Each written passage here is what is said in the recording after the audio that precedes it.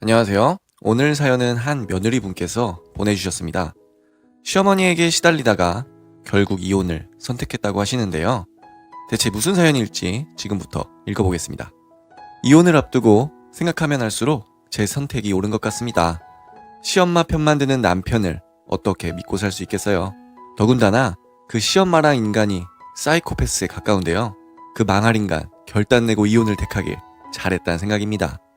저는 결혼한 지 4년 차입니다. 저의 경우에는 부모님 다 살아계시고요. 남편 쪽은 시엄마만 살아있어요. 우리 부모님은 결혼 전부터 시엄마 한 분만 살아계시는 걸 내켜하지 않더라고요. 재혼했으면 차라리 나은데 시엄마는 어릴 때 자기 남편 여의고 쭉 자기 아들만 보고 자란 사람이거든요. 그런 사람이라면 아들에 대한 집착 같은 게 심하지 않냐는 말씀이셨어요. 저는 울 부모님 걱정에 웃고 말았지요. 요즘 세상에 그런 이유로 혼인을 다시 생각해보는 게 말이 되느냐고요. 지금 생각해보면 우리 부모님 말씀 잘 들어야 했어요. 하지만 결혼 직전, 아니 결혼 후에도 한동안은 문제가 없었어요. 처음에는 시엄마가 평범하게 행동했거든요. 무리한 요구도 하지 않고 가끔 찾아오고 하는 시기였습니다. 그래서 저도 그때까지는 시어머니라 부르고 존칭하고 살았어요. 그러다 보니 점점 시엄마란 인간이 자주 찾아오더군요. 솔직히 자주 찾아오는 것까지는 그러려니 합니다. 결혼 전에는 시어머니랑 합가하자고 주장했거든요. 남편도 은근 합가하고 싶어하는 눈치였어요. 시엄마 혼자 사는 게 마음에 걸리니 모시고 살자 하는 걸 제가 막았습니다. 자주 찾아오셔도 좋고 자주 찾아뵈어도 좋고 용돈 더 드려도 좋으니 합가만은 절대 안 된다고 막았지요. 솔직히 그 정도만 해도 저는 양보할 만큼 다 했다는 생각입니다. 제가 합가 거부하면서 한 말도 있기에 시엄마가 자주 찾아오는 건 참았거든요. 정신을 차려보니 시엄마가 거의 매일 집에 찾아오더군요. 그리고 본격적으로 지옥문이 열리기 시작했습니다. 자주 찾아와도 그냥 차나 대접받고 가던 인간이 점점 유세를 부리기 시작합니다. 처음에는 마침 일찍 퇴근한 저를 붙잡고 물어봅니다. 남편에게 무슨 반찬 해주느냐부터 먹는 걸 꼬치꼬치 캐묻습니다. 제가 가사는 나눠서 하고 반찬은 이러저러한 요리를 한다 말씀드렸더니 갑자기 시엄마가 소리를 지릅니다. 예 하면서 밑도 끝도 없이 빽 소리를 지르는 게 순간 정신병자인 줄 알았습니다. 그러면서 자기가 그럴 줄 알았다고 맞벌이 한다고 남편 밥도 못 챙겨 먹여서 체중이 2kg인가 줄었느니 어쩌니 합니다. 저도 남편 체중 줄어든 건 알고 있었어요. 위험을 넘어 위궤양 초기까지 가서 한동안 식사량을 줄여야 했거든요. 시엄마는 그런 남편 상태가 다 제 탓인 양 한동안 소리를 질렀습니다. 저도 화가 나서 맞받았습니다. 매일 남편 술 마시는 것 때문에 위가 망가져서 살 빠진 걸 왜 내 요리 탓하냐고 말이죠. 참고로 우리 집안은 술이 금기시되는 분위기라 저도 술 잘 안 먹어요. 시엄마도 술은 많이 안 먹는 거로 기억하는데 남편은 술을 참 많이 먹거든요. 위궤양이 제가 반찬 잘못 차려줘서 생겼을까요?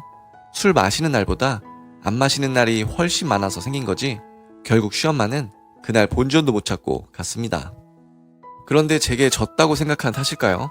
이후부터 본격적으로 사이코 드라마 찍기 시작하더라고요. 매일 집에 찾아오는 건 그렇다 치고요. 처음 싸운 이후 계속해서 저의 단점이나 실수 찾는 괴물이 되었습니다. 가사에 제가 조금만 잘못하면 내가 그럴 줄 알았다고 이게 뭐냐고 막 뭐라 하고요. 심지어 며칠 연속으로 야근하고 늦게 집에 들어오니 제 면전에서 이렇게 말하더군요. 요즘은 무능한 사람이 야근을 많이 한다고요. 딱 제가 무능하니 야근 많이 한다는 소리였죠. 시엄마가 아니라 친구, 하다못해 친척이 그딴 소리 했으면 그런 말 들었을 때 뒤엎었습니다. 시엄마 혼자만 있었다면 시엄마라도 요절을 냈겠지만 남편 얼굴을 보고 참았어요. 그렇게 참는 사이 시엄마의 광기는 갈수록 더해지더라고요. 어느 정도냐면 한 번은 집에 찾아와서 장갑 낀 손으로 집안을 훑습니다.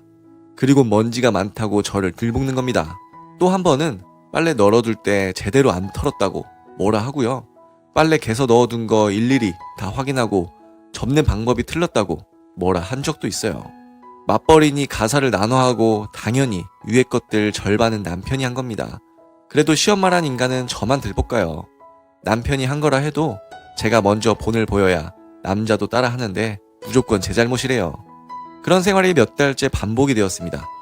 남편도 뻔히 돌아가는 것 알면서도 본체먼체 하고요. 그러다 결국 폭발하게 만드는 사건이 터졌습니다. 슬슬 아이를 가져야 하는 상황인데 노력해도 잘 안 되더라고요. 어쩌다 시엄마 있는 자리에서 임신 이야기가 나왔습니다. 노력해도 애가 잘 안 생긴다는 말을 하는데 시엄마가 이런 말을 하는 겁니다. 노력해도 돌밭에 싹 안 나는 법이라고요. 제가 바보도 아니고 그 말뜻을 못 알아듣는다고 생각한 걸까요? 저도 모르게 쌍욕하면서 지금 무슨 소리 했느냐고 막 그랬습니다. 시엄마란 인간이 놀라 눈을 동그랗게 뜨면서 마찬가지로 쌍욕을 하더라고요. 저 역시 그동안 받은 수모가 쌓일 대로 쌓인 탓인지 물러서지 않고 맞섰습니다. 남편 역시 크게 화를 내더라고요. 뻔히 시엄마 하는 소리 들은 사람이 시엄마 앞 가로막으면서 저만 탓하고 저보고 페루나래요. 시엄마 잘못한 건 없고 저만 잘못했다고 받아들이더군요. 그런 남편 뒤에서 시엄마 씩 웃는 것을 보았습니다. 시엄마의 사이코패스적인 모습을 본 순간 그동안의 결혼 생활이 모두 와장창 깨지는 느낌이었습니다. 저 시엄마라는 사페가 있는 한 결혼 생활 유지 못할 거라는 생각이 들었지요. 그래서 결혼 생활과는 별개로 시엄마한테 뜨거운 맛을 보여줘야겠다고 생각했습니다. 일단 그 자리에서는 잘못했다고 사과를 했어요. 그 자리에서 깽판 쳐봐야 큰 소용이 없을 테니까요. 정말 굴욕적이었지만 잘못했다고 사과를 해서 그 자리는 어떻게 넘어갔습니다. 이후 시엄마는 더 기가 살아서 날뛰더라고요. 한동안은 저도 참았습니다. 대신 저는 책 잡히지 않으려고 조심하면서 시엄마의 치부를 확보해갔어요. 저에게 한 짓은 물론이거니와 병원비로 쓴다고 돈 빌려서 자기 화장품이나 남편 선물 산 것들, 누구 뒷담화한 것, 카톡으로 시엄마가 다니는 단체 사람들 욕한 것, 가능한 모든 것들을 확보했습니다. 그리고 난 다음 그것들을 다 터뜨렸어요. 시엄마의 치부를 모을 대로 모아서 다 터뜨리고 나니 정말 대형 폭탄이더라고요. 제게만 잘못한 게 아니라 남에게도 함부로 대하며 인생을 막 사는 인간이라는 사실이 만천하에 드러난 거죠. 덕분에 시엄마가 다니던 무슨 종교단체에서도 평이 나빠져서 사실상 나와야 했고 친구나 친척들과도 관계가 끊어졌답니다. 남편도 없고 사회생활도 힘들어진 진짜 홀몸이 된 거죠. 시엄마도 자기를 그렇게 만든 폭탄을 터뜨린 장본인이 저라는 걸 알았습니다. 바로 저 찾아와서 죽이려 하면서 난리가 났지요. 절 때리려고도 하던데 나이 70 가까운 노인네한테 맞을 제가 아니에요. 시엄마 손 붙잡고 정신 차리라고 마침 곁에 있던 음료수병을 얼굴에 부어드렸습니다. 놀란 시엄마에게 제가 말했어요. 이제 그쪽이 인생을 얼마나 거지같이 살았는지 깨달았냐고요. 내가 소설 쓴 것도 아니고 다 그쪽이 남욕하고 거짓말로 돈 빌린 게 들통나서 이 꼴 난 거니 날 원망하지 말라고 했죠. 그렇습니다. 시엄마라고도 안 부르고 그쪽이라고 불렀습니다. 어차피 처음부터 그쪽이 선을 넘은 이후 시엄마로 인정한 적도 없으니까요. 그리고 더 더러운 꼴 보기 싫으면 얌전히 꺼지라고 말해주었죠. 시엄마가 완전히 미친 사람처럼 소리를 지르고 난동을 부리기에 저는 얌전히 자리를 피했습니다. 괜히 남의 식당에서 저까지 복잡한 문제에 말려들 필요 없으니까요.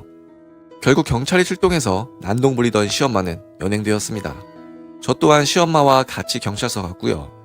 감시 카메라로 찍힌 영상을 보니 저는 시엄마에게 주스 부은 것밖에 없고 시엄마가 깽판 치면서 물건 부수고 난리친 광경들만 찍혔더라고요. 식당에서도 제가 아니라 시엄마에게만 책임을 묻겠다고 했습니다. 중범죄는 아니라서 감옥살이는 안 하겠지만 경찰 조사받고 식당이랑 합의하러 몇 번 경찰서에 더 가야 한다고 들었어요. 이제 남편 놈도 절 쳐다보기도 싫다고 합니다. 잘못을 반성한 척하면서 시어머니 뒤통수 치는 며느리가 어딨냐고 하더군요. 저는 그런 남편더러 네 엄마에게 해주는 절반만 제게 해줬어도 이런 일 안 생겼을 거라고 말했죠. 남편도 그 말 듣더니 무언가 깨달은 표정이었습니다. 하지만 깨달았다고 해도 이미 늦었지요. 이런 상황에서 어떻게 결혼 생활을 유지할 수 있겠어요. 지금은 서로 협의의원을 위한 조건을 조율 중입니다. 말 들어보니 시엄마는 정신과 치료받으러 다닌다나요? 진즉 제게 사페지단하고 정신과 치료를 받았다면 나았겠지만요. 어쨌든 시엄마 곧 완전 남남이 될 그 여자도 늦게라도 인생은 실전이라는 걸 알았으니 남은 삶이라도 올바르게 살아갔으면 합니다. 네, 오늘의 사연은 여기까지입니다. 시어머니와의 분쟁으로 인하여 결국 이혼을 택하신 며느리분의 사연이었습니다. 이혼 과정이 무사히 끝나고 새 삶을 찾으시길 바랍니다. 그럼 저는 다음 사연으로 돌아올 테니 구독과 좋아요, 알람 설정 부탁드려요.